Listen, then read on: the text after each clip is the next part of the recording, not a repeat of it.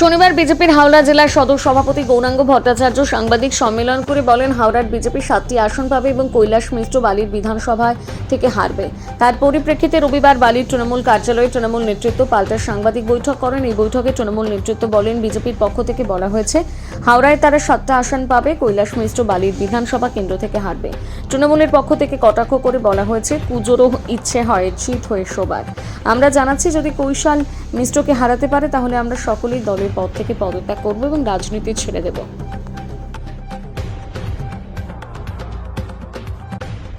তাকে বাড়তি সম্মান দিলেন? না, আমি আগেই বলেছি, বন্দে মাতরম শুধু শব্দ বা ধ্বনি নয়, এটা আমাদের কাছে মন্ত্রের মতো। তো এর আগে এই বন্দে মাতরম নিয়ে আমরা যেভাবে 150 বছর বন্দে মাতরমের পূর্তি এটা আমরা পালন করেছি গোটা ভারতবর্ষ জুড়ে, এটা কিন্তু শুধু পশ্চিমবাংলা যে বঙ্কিমচন্দ্রের জন্মভূমি বা সেখানে তিনি থাকতেন তার জন্য আমরা করেছি সেটা নয়, এটা গোটা ভারতবর্ষ স্বাধীন হয়েছিল এই বন্দে মাতরম ধ্বনি নিয়ে। তা ভারতবর্ষের প্রতিটি প্রান্তে আমরা এই 150 বছর পালন করেছি। তা সেটা সম্মান দেওয়ার জন্য, শুধু ভোটের দিকে তাকিয়ে আমরা এটা করিনি।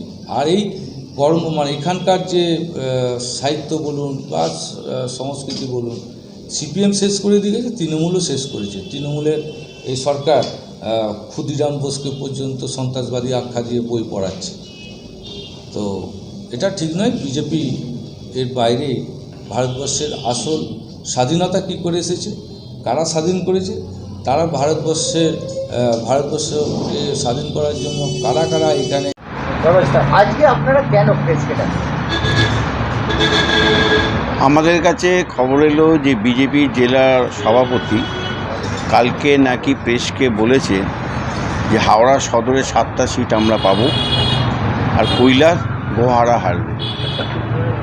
তো সেই নিয়ে আমাদের একটু হাসি পেল যে বাংলায় একটা প্রভাব আছে, কহাবত আছে যে কুঁজোরও ইচ্ছে হয় চিত হয়ে শোবার, গামছারও ইচ্ছে হয় ধোপা বাড়ি যাওয়ার।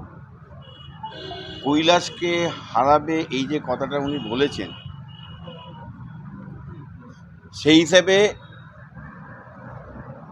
সেই হিসেবে আমরা একটা কথা বলি, আমরা এই যে মানুষের স্বতঃস্ফূর্ততা, আমরা যে রাস্তায় বেরিয়ে ডোর টু ডোর কৈলাস করছে, তাতে যেভাবে স্বতঃস্ফূর্ততা দেখছি, মানুষের যে আগ্রহ কৈলাসের ওপর, তাতে আমরা চিন্তা করছি মার্জিন কতটা বড় হবে, মার্জিন কতটা বাড়বে। বালিতে হয়তো সর্বশ্রেষ্ঠ একটা মার্জিন তৈরি হয়ে যেতে পারে। সেখানে উনি যখন এই কথা বলেছেন, ওনাকে আমরা বালির তৃণমূল কংগ্রেসের পরিবার, জেনারেল সেক্রেটারি আছে, আইনটিটিউসির প্রেসিডেন্ট আছে, যুবর প্রেসিডেন্ট আছে, সবাই মিলে একটা কথা খালি বলি যে কৈলাসকে উনি যদি হারাতে পারেন তাহলে আমরা 4 তারিখ 3টের সময় সমস্ত পরিবার আমরা রেজিগনেশন দেবো। আর যদি না বিজেপি জয়েন করবো কেন, বিজেপির সঙ্গে আমাদের ওই জায়গাতে রাজনীতিটাই ছেড়ে দেবো তাহলে। আর এটাও বলি, ওনাকেও আমি চ্যালেঞ্জ করছি যে উনি তো হারাতে ছেলে নিন, উনি নিজের জামানত বাজেয়াপ্ত কীভাবে হবে আপনার হাওড়া সদরের সব কটার, সেইটা আগে বন্দোবস্ত করুন। উনিও বলুন যদি কৈলাসকে হারাতে না পারে উনিও রেজিগনেশন দেবেন, তো সেইটা ওনাকেও বলতে হবে।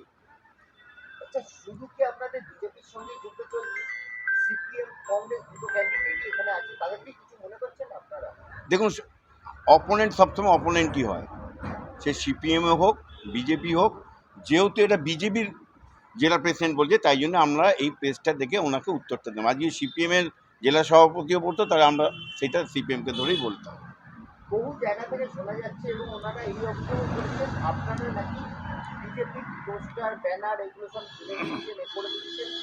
এই ব্যাপারে কি বক্তব্য আপনারা?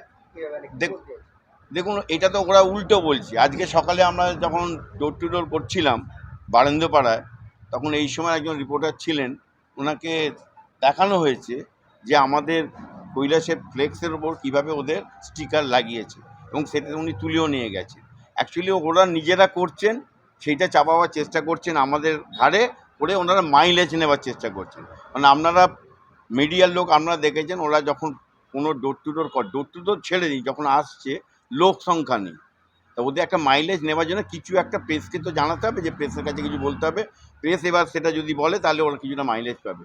কারণ এই প্রার্থীর নামই তো অনেকে জানে না, বালির লোক প্রার্থীর নামই তো, আমাদের তো বহিরাগত প্রার্থী, নামই তো জানে না। কিন্তু আজকে তো কৈলাস মিশ্র লাস্ট 3 বছর ধরে বালির মানুষের জন্য জান প্রাণ দিয়ে দিচ্ছে। আজকে লিলুয়া যে ডেভেলপমেন্ট শুরু করেছে সেটা কৈলাসের নিজস্ব উদ্যোগ, যে হ্যাঁ আমি বালিকে নতুন মডেল বালি করব, সেই স্বপ্ন দেখে কিন্তু আজকে আমরা বালিকে সেই জায়গায় নিয়ে যেতে চাইছি। বিজেপির হাওড়া সদরের সভাপতি অভিযোগ করছে যে কৈলাস মিশ্রর বুকের অত বড় পাটা নেই যে বিজেপি ক্যান্ডিডেটকে প্রচারে বাধা দেবে। আমাদের তো এটা কোনো মোটেই নেই প্রচারে বাধা দেবার। আপনারা জানেন কিছুদিন আগে যখন গন্ডগোল করেছিল, ওরাই গন্ডগোল করেছিল, বিজেপি থানা, বালি থানা যখন গন্ডগোল হয়েছিল, তখন তো আমরা তো সেখানেও বলেছি আমরা কোনো রকম গন্ডগোলের প্ররোচনা পা দেবো না। ওরা কতক্ষণ করে করুক, কারণ এটা মানুষ ভোট দেবে, সাধারণ মানুষ কিন্তু ভোট দেবে। সেই সাধারণ মানুষের ভোটেই কিন্তু আমরা বিপুল ভোটে জিতবো। ওরা যত গন্ডগোল করার চেষ্টা করবে তত আমাদের মার্জিন বাড়বে। এই যেগুলো মানুষের ভোট নিয়ে কিছুদিন আগে দেখা গেল বিজেপি প্রার্থীকে নাকি 65 নম্বর ওয়ার্ডে নাকি একটা কমপ্লেক্সে, যেখানে নাকি তৃণমূলের প্রার্থীর বাড়ি, সেটা ঢোকা দেওয়া হয়নি। তো সেই নিয়ে বিজেপি প্রার্থী একটা প্রশ্ন করেছে যে সাধারণ মানুষের কাছে যাওয়া যায় না, সাধারণ মানুষের কাছে যাতায়াত বন্ধ করে দেওয়া হচ্ছে। কি বলবেন এই বিষয়টা নিয়ে? মানে কমপ্লেক্স আর বিজেপি তৃণমূল প্রার্থীর কি আলাদা জায়গা থাকেন, না কমপ্লেক্সের মধ্যে তিনি থাকেন? তৃণমূল প্রার্থীর বাড়ি বলছেন, আবার বলছেন কমপ্লেক্স, কোনটা ঠিক? কমপ্লেক্সে কেউ থাকতে পারে, প্রধানমন্ত্রীও কমপ্লেক্সে থাকতে পারে, কিন্তু কমপ্লেক্সের নিজস্বটা বডি থাকে, যারা পরিচালনা করে, ওটা প্রাইভেট প্রপার্টিতে কে ঢুকবে না সেটা কমপ্লেক্সের কমিটি ঠিক করবে। সেখানে কৈলাস মিশ্র ওই কমিটির কোথাও কিছুতে নেই, তারপর তোর পরিবারের কেউ সদস্য নেই। সেই কমিটি যদি সিদ্ধান্ত নেয় যে আমরা বহিরাগত লোকদের, বাইরের লোকদের অ্যালাউ করবো না, তাহলে সেক্ষেত্রে তাকে ঢুকতে না দিলে সে কী করবে? তার উচিত ছিল কমপ্লেক্সকে আগাম চিঠি দিয়ে জানা, পারমিশন নেওয়া, যে আমি দলের কাজে পারমিশন নেব। তার পারমিশনে কোনো বালাই নেই, সে ভাবছে নির্বাচন কমিশনকে ধরে যা খুশি করতে পারে। এই যে দেয়ালে পোস্টার মেরেছে, বলুন তো একটা দেয়ালের পারমিশন দেখাতে? আমাদের কাছে সব পারমিশন আছে, আমরা কমিশনকে জমা দিচ্ছি। বিজেপি কোনো পারমিশন নেই, বিজেপি যেখানে পারছে মেরেছে, আমার প্রার্থীর মুখে সেখানেও মেরে দিচ্ছে। এমনি দেয়ালে যেগুলো মেরেছে সেগুলো কোনোটাই পারমিশন নেই। তো পারমিশন ছাড়া কোনো কমপ্লেক্সে বাইরের লোক, আপনি গেলে আপনাকেও ঢুকতে দেবে না, আমি গেলে আমাকেও ঢুকতে দেবে না। এই বেসিক সেন্সটুকু না থেকে এরা ইউপির যে যোগী আদিত্যনাথ আছে তার মতন ভাবছে যে ইউপি যেমন তার পুরো হয়ে গেছে, ভাবছে বাংলাটা বিজেপি যা খুশি করতে পারে, কোনো ব্যক্তিগত স্বাধীনতা কিছু নেই। মানুষের ব্যক্তিগত স্বাধীনতাকে নিয়ে ওরা প্রশ্ন তুলছে যে আমি প্রাইভেট প্রপার্টিতে ঢুকতে দিতে হবে আমাকে, জোর করছে। আবার উল্টে কী বলেছে আপনারা শুনেছেন, যে 4 তারিখের পর নাকি কমপ্লেক্সের, যেসব কমপ্লেক্সের ভেতরে তালা মারা আছে, এত উদ্ধত্ত যে 4 তারিখের পর নাকি বাইরে থেকে তালা মেরে দেবেন, আর সেই কমপ্লেক্সের লোকরা ওনাকে ঢুকতে দেবেন, প্লাস ওনাকে আবার ভোটও দেবেন, এইটাও প্রত্যাশা করে। আরেকটা বিষয় হচ্ছে, গতকালের বিজেপি সাংবাদিক বৈঠকে বলা হয়েছে যে কৈলাস মিশ্রের সময়, মানে দুটো প্রেস কনফারেন্সে বিজেপি থেকে অনেকে তৃণমূলে জয়েন করে। উনি বলছেন যে এরকম কোনো বড় কোনো নেতা, কোনো কেউ, এটা পুরো ভুল খবর, বরঞ্চ তৃণমূল থেকেই আমাদের দলে আসবে বলে আমাদের সঙ্গে যোগাযোগ করছে, আমরা ঠিক সময় জানাবো। আজকে আমাদের তো মেন টার্গেটই হচ্ছে নেতা নেবার নয়, আমরা কর্মীদের নেব। কারণ একটা দলের কর্মীরাই সম্পদ, কর্মীরা ইলেকশন তৈরি করে, কর্মীরাই বুথ আগলে রেখে দেয়। আমরা নেতা নিতে যাবো কেন? বিজেপির এখানে নেতা কোথায়? একটাই তো নেতা ছিল, সেইখানে প্রথম দিনই তাদের ক্লাস লেগে গেছে, সেইখানেই বলেছে 40,000 ভোটে কৈলাস মিশ্র জিতবে। আমরা বলিনি, ওদের লোকেরাই বলেছে। তা আমরা নেতা, আগে সেই নেতাকেই তারা করুক। এখানে নেতা কোথায়? আমরা তো কর্মী চাইছি, আমাদেরকে কর্মীরা জয়েন করছে, নেতা তো আমরা নেবো না। তো আমাদের দরকার যারা এক বুথে যারা খাটে, যারা পার্টিটাকে আপ টু ইভিএম মেশিন অবধি নিয়ে যায় ভোটের, সেই কর্মীদের দরকার, আমাদের নেতা দরকার নেই। তো